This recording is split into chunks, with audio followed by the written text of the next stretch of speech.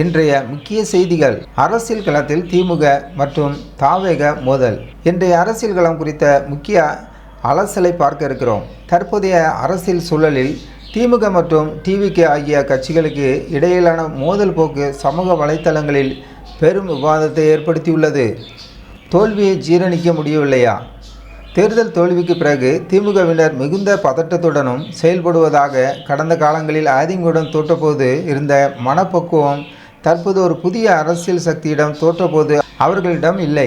தோல்வியை ஏற்றுக்கொள்ளும் பெருந்தன்மை அரசியலில் அவசியம் என்று ஒரு பத்திரிகையாளர் சுட்டிக்காட்டுகிறார். அவசரப்படுகிறதா திமுக? அரசாங்கம் பொறுப்பேற்றதும் ஒரு குறிப்பிட்ட கால அவகாசம் தேவை.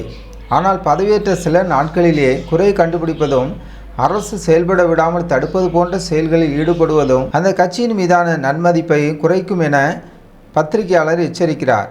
எதிரி தப்பு செய்யும்போது அதை வேடிக்கை பார்த்து தங்களை பலப்படுத்திக் கொள்வதே புத்திசாலித்தனம். மாறாக பதற்றத்துடன் செயல்படுவது அவர்களுக்கு எதிராகவே முடியும்.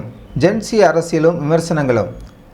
டிவிகே கட்சியின் ஜென்சி செயல்பாடுகளை கண்டு திமுகவினர் பயப்படுவதாகவும் அதையே தாங்களும் காப்பி செய்ய முயல்வதாகவும் இது அந்த கட்சியின் நீண்டகால அரசியல் பாரம்பரியத்திற்கு அழகல்ல என்று ஒரு பத்திரிகையாளர் விமர்சிக்கிறார்.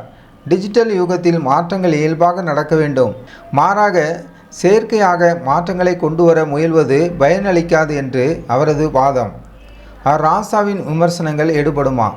முதலமைச்சர் மற்றும் அரசு குறித்த ராசாவின் விமர்சனங்கள் புள்ளி விவரப்படி உண்மையாக இருக்கலாம். ஆனால் அவை களத்தில் உள்ள மக்கள் மத்தியில் எடுபடாது என்று கூறுகிறார். குறிப்பாக வெற்றி பெற்ற ஒரு புதிய அரசாங்கத்தை விமர்சிக்கும் போது மக்கள் திமுகவின் மீதே அதிருப்தி கொள்ள வாய்ப்புள்ளது.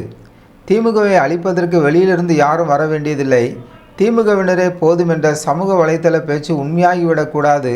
ஒரு முதிர்ச்சியான அரசியல் கட்சியாக நிதானம் காத்து அரசுக்கு உரிய கால அவகாசம் அளித்து ஆக்கப்பூர்வமான பணிகளில் ஈடுபடுவதே சிறந்தது என்று ஒரு சிறந்த பத்திரிகையாளர் கூறியுள்ளார்.